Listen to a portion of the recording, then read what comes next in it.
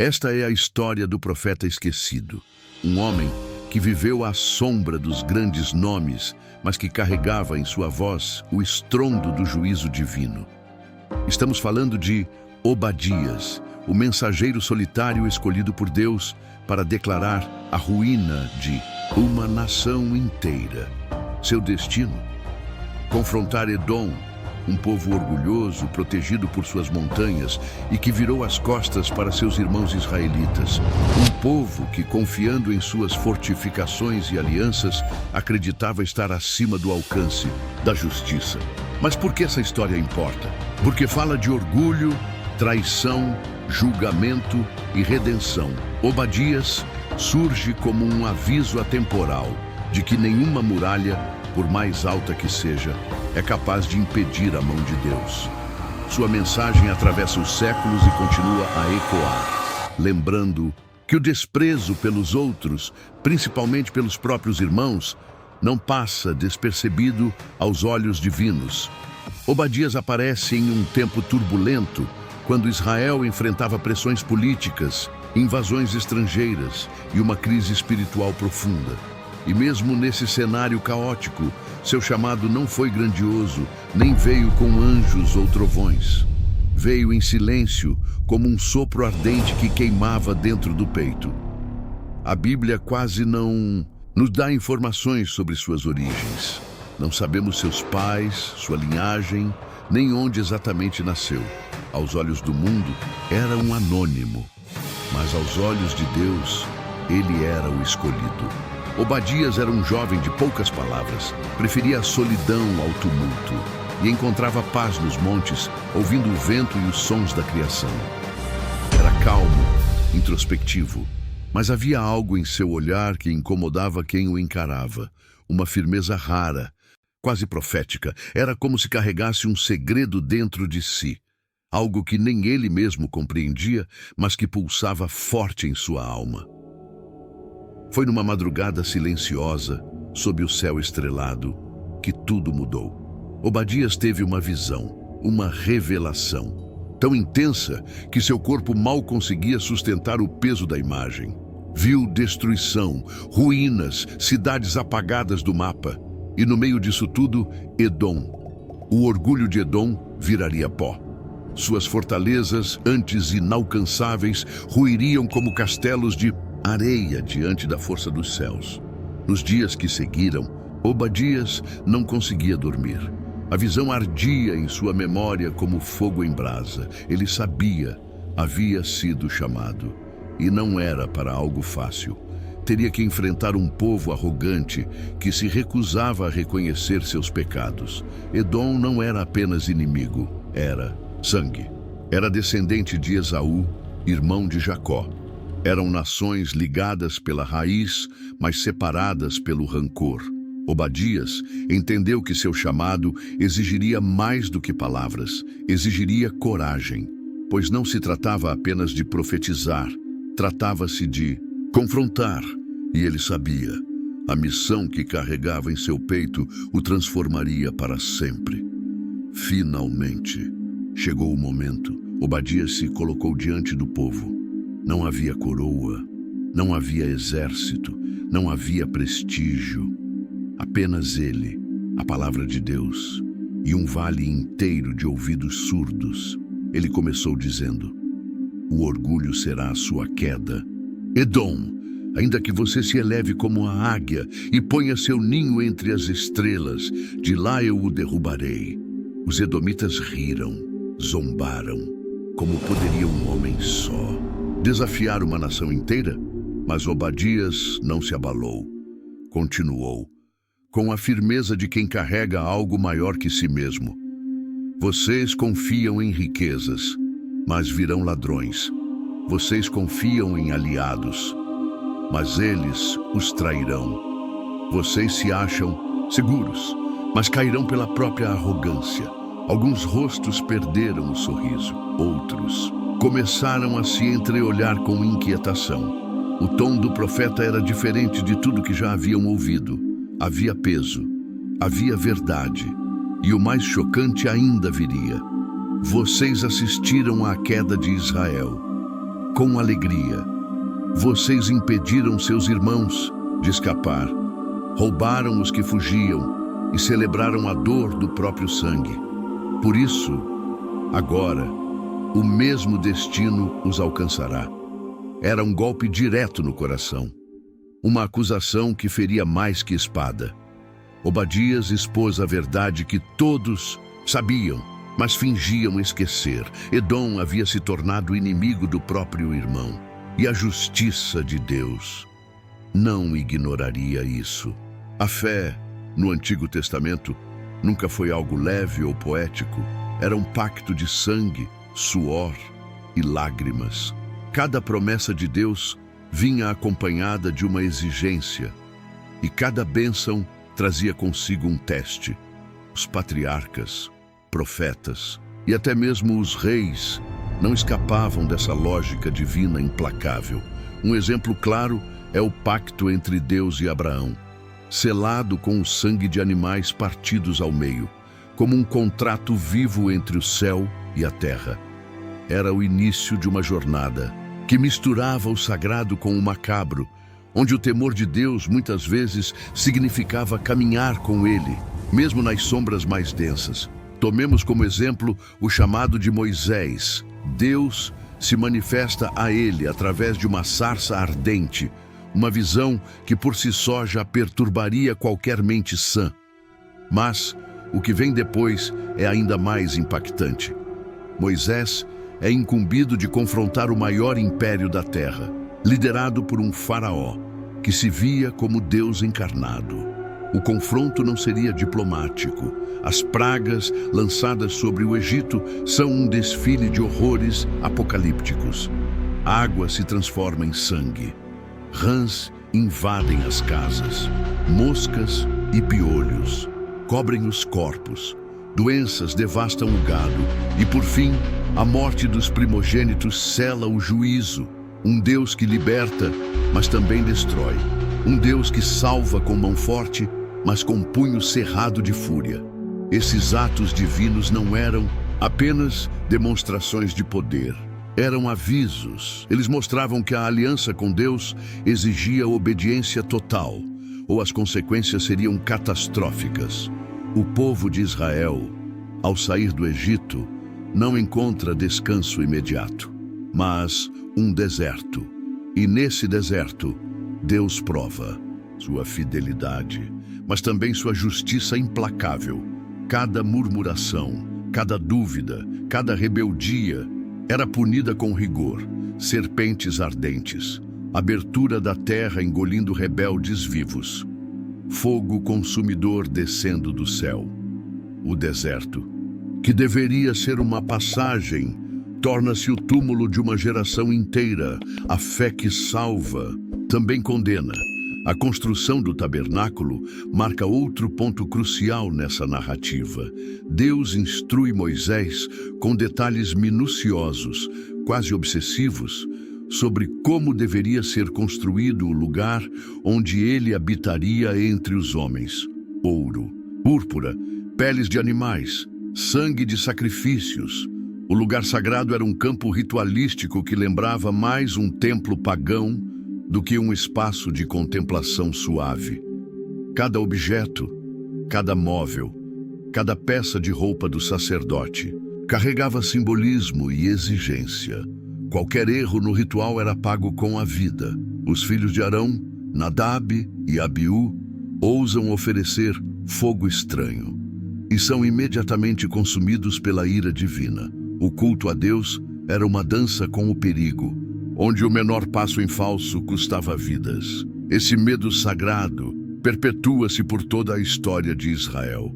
Quando a arca da aliança é tomada, a presença de Deus parece ser levada com ela, e o povo entra em desespero. Quando Davi tenta trazê-la de volta, um homem chamado Uzá estende a mão para impedir que a arca caia, e por esse gesto aparentemente inocente, é fulminado. A mensagem é clara: a santidade de Deus não pode ser tocada. Sua presença é vida, mas também pode ser morte. A fé é um campo minado, onde cada passo precisa ser medido com temor. E então, Vem a monarquia. Saul, o primeiro rei, é rejeitado por Deus por desobedecer uma ordem aparentemente simples: esperar o profeta antes de sacrificar. Davi, mesmo sendo homem segundo o coração de Deus, vive sob constantes guerras, traições e tragédias familiares. Seu adultério com Batseba e o assassinato de Urias trazem sobre sua casa a espada eterna. Seus filhos se matam, estupram, rebelam-se. Deus perdoa, mas a colheita da transgressão é inevitável. A aliança com Deus é viva, ardente e perigosa. Não se brinca com o sagrado. Salomão, o rei mais sábio, constrói o templo com pompa e glória, mas termina seus dias adorando deuses estrangeiros, arrastado por suas muitas esposas. Resultado: o reino é dividido e uma era de decadência começa. Profetas como Elias, Jeremias, Isaías e Ezequiel surgem como vozes solitárias do caos, denunciando os pecados do povo e anunciando o juízo. Cada profecia é uma facada na consciência nacional. Cada visão é um vislumbre de um Deus que ama, mas não tolera a infidelidade. Nesse ponto, o Antigo Testamento deixa de ser apenas um livro sagrado e se transforma num documento vivo de terror espiritual. Não no sentido de provocar medo gratuito, mas de revelar a gravidade das escolhas humanas diante do Eterno. O povo é exilado, Jerusalém destruída, o templo profanado, o silêncio de Deus. Nesse contexto, é ensurdecedor. A fé, novamente, é provada no fogo, e poucos passam ilesos por ele. B.O. Em meio ao sofrimento humano, à corrupção das nações e à fragilidade da fé, os estudiosos apontam para uma repetição de padrões antigos. As Escrituras alertam para tempos em que o bem será chamado de mal e o mal será exaltado como virtude. Essa inversão de valores já não é realidade em nosso cotidiano. Programas televisivos celebrando o hedonismo, políticos que promovem a mentira como ferramenta de estratégia, e uma juventude mergulhada em um vazio existencial. Tudo isso não seria um eco das advertências bíblicas sobre os últimos dias? O livro de Apocalipse não economiza em imagens dramáticas para descrever o clímax da história humana. Pragas, terremotos, escuridão, rios que se tornam sangue, estrelas que caem do céu. Essas metáforas podem representar tanto eventos espirituais quanto acontecimentos literais. Há quem interprete o colapso ecológico global como parte desse cumprimento. Queimadas devastadoras, poluição desenfreada e um planeta clamando por socorro. Não seria a Terra, como criação de Deus, também uma das vozes do Apocalipse? Nesse cenário, o papel da fé torna-se central. Os que resistirem à corrupção do mundo, mantendo-se firmes na palavra, são chamados de remanescentes. Eles são descritos como pessoas comuns, mas com uma fé extraordinária, capazes de resistir mesmo diante da morte. Esses personagens aparecem em diversas culturas e religiões, mas no cristianismo representam os que não se dobrarão diante da besta, nem aceitarão sua marca. A questão que ecoa no coração do espectador é: quem seremos nós quando esse momento chegar? Além disso, o Apocalipse fala de um julgamento, um tribunal celestial diante do qual todas as ações humanas serão pesadas. Não será apenas um castigo, mas também um acerto de contas, um reequilíbrio cósmico. Nesse julgamento, os livros serão abertos e as obras de cada pessoa serão reveladas. Isso provoca uma reflexão pessoal. O que está escrito sobre mim nos livros do céu? Que tipo de legado estou deixando neste mundo? Por fim, uma figura de esperança surge entre tanta destruição.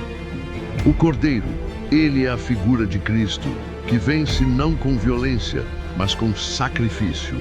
O Apocalipse o apresenta como o único digno de abrir os selos do futuro, trazendo à tona não apenas o fim, mas também a promessa de um novo começo, a Nova Jerusalém, uma cidade sem dor, sem lágrimas, onde Deus habitará com os homens.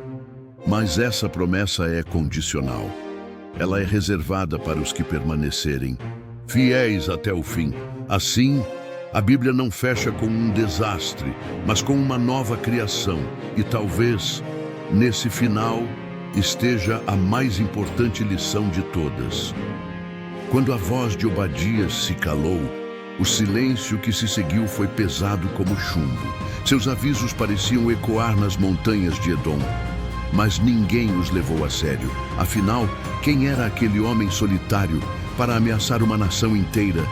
Edom continuou em sua arrogância, confiando nas fortalezas rochosas que os protegiam há gerações. Do alto de seus palácios escavados na pedra, observavam o mundo com desprezo. Suas rotas comerciais prosperavam, seus aliados pareciam leais e suas defesas impenetráveis. Quando o perigo finalmente chegou, não veio como um trovão, mas como um sussurro no vento, um rumor distante de cascos e espadas.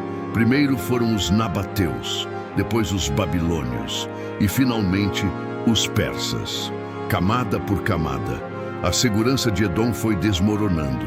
Suas alianças se desfizeram como areia. Seus comerciantes os abandonaram. E seus inimigos avançaram. As profecias de Obadias se cumpriram com precisão implacável. Mesmo que você construa seu ninho nas estrelas, de lá eu o farei cair. Edom, o orgulhoso. Edom, o traidor. Edom, o aparentemente invencível, foi varrido da história como poeira no vento. Suas fortalezas, antes inexpugnáveis, tornaram-se ruínas silenciosas. Sua cultura, outrora vibrante, foi reduzida a fragmentos de cerâmica. E seu nome, que inspirava temor, transformou-se em sinônimo de desolação. Mas a história de Obadias não termina com a queda. Toda profecia carrega também uma promessa. Enquanto Edom se desfazia, uma outra nação se erguia das cinzas, Israel. O mesmo Deus que julgou Edom restaurou seu povo escolhido. Aqueles que haviam sido exilados retornaram para reconstruir. Aqueles que choraram sobre as ruínas voltaram para cantar entre novos muros. E é aqui que a mensagem de Obadias ressoa até hoje. O orgulho humano é frágil, mas a justiça divina é eterna. A profecia sobre Edom se cumpriu literalmente. Visite hoje a região onde ficava esse reino e encontrará apenas o vento soprando entre rochas vazias. Petra, a cidade esculpida na pedra, é um museu a céu aberto de uma civilização que se foi. Quando arqueólogos escavam esses locais, encontram camadas de destruição, exatamente como Obadias previu. Cinzas, armas quebradas, joias abandonadas. Testemunho silencioso de um juízo que veio. Mas o que isso significa para nós? Que lições podemos extrair da história desse profeta esquecido? Primeira lição: o orgulho precede a queda. Edom confiou em sua posição geográfica, em sua riqueza, em sua força militar, mas esqueceu que há um poder maior do que tudo isso. Segunda lição: a traição tem consequências. Quando Edom virou as costas para seus irmãos em dificuldade, selou seu próprio destino, há feridas que sangram através das gerações, e o abandono é uma delas. Terceira lição: a justiça divina é paciente, mas certeira. As rodas da história podem parecer lentas, mas elas não param de girar. O que parecia impossível para Obadias tornou-se realidade histórica documentada. E talvez a lição mais importante: a profecia não existe apenas para condenar, mas para advertir e salvar. Obadias não profetizou para celebrar a destruição, mas para alertar sobre a possibilidade de mudança. Hoje, quando olhamos para nosso mundo, vemos muitas Edoms modernas, nações que confiam em seu poderio militar, empresas que se acham grandes demais para falir, pessoas que constroem impérios sobre a areia da arrogância. A mensagem de Obadias atravessa os séculos e nos pergunta: em que você está confiando? O que sustenta sua segurança? E mais importante, como você trata seus irmãos? Porque no final das contas, não são muralhas, exércitos ou riquezas que nos salvam. É a humildade para reconhecer nossos erros, a coragem para mudar de direção e a compaixão para estender a mão àqueles que sofrem. Obadias, o profeta esquecido, continua falando, e sua voz ecoa não apenas nas ruínas de Edom, mas nas encruzilhadas de nosso coração. No final de uma narrativa tão densa, cheia de símbolos aterradores e mensagens espirituais profundas, resta-nos um momento de pausa. O que tudo isso quer dizer para nós? Aqui e agora, não se trata apenas de prever o fim do mundo, mas de compreender o fim de nosso mundo, o fim da indiferença, o fim da falsidade, o fim do egoísmo. O Apocalipse é mais um espelho do que um mapa. Ele nos mostra quem somos, quando confrontados com a verdade e a eternidade. A moral que emerge das páginas finais da Bíblia não é a de um medo punitivo, mas a de um convite: transformar o presente. Cada praga, cada selo aberto, cada trombeta que ressoa no céu é um chamado à mudança interior. A mensagem mais poderosa do Apocalipse é que ainda há tempo, não para evitar o fim, mas para preparar-se para o recomeço. O verdadeiro juízo é aquele que fazemos de nós mesmos todos os dias. Ao escolher entre o amor e o ódio, entre o perdão e a vingança, entre a esperança e o desespero. E se há uma mensagem que pode mudar vidas, é esta: mesmo diante do caos, a redenção. Mesmo quando tudo parece perdido, a luz ainda brilha nas trevas. Mesmo que os céus se fechem e a terra trema, ainda existe um Deus que promete restaurar todas as coisas. Não é o medo do fim que deve nos mover, mas a esperança de um novo começo. O Apocalipse, nesse sentido, não é uma ameaça, é uma revelação de quem realmente somos e do que realmente importa. Então, cabe a cada um refletir: se hoje fosse o último dia, o que restaria de mim? Quais palavras deixei de dizer? Quais gestos de compaixão neguei? Que tipo de memória deixarei para o mundo? O Apocalipse pode ser inevitável, mas nossa transformação é uma escolha que começa agora. E é por isso que este vídeo existe, para te lembrar que ainda há tempo de se reconectar com sua espiritualidade, de reavaliar suas decisões, de buscar aquilo que é eterno em meio ao transitório. Que essa história te impulsione a ser diferente, a viver com mais verdade e a caminhar com propósito. Porque talvez o fim não seja o ponto final, mas apenas a vírgula antes do recomeço. Obrigado por assistir esse vídeo. Pedimos que se inscreva em nosso canal e curta essa mensagem. Ative o sininho das notificações para não perder nossos próximos conteúdos. Até o próximo vídeo.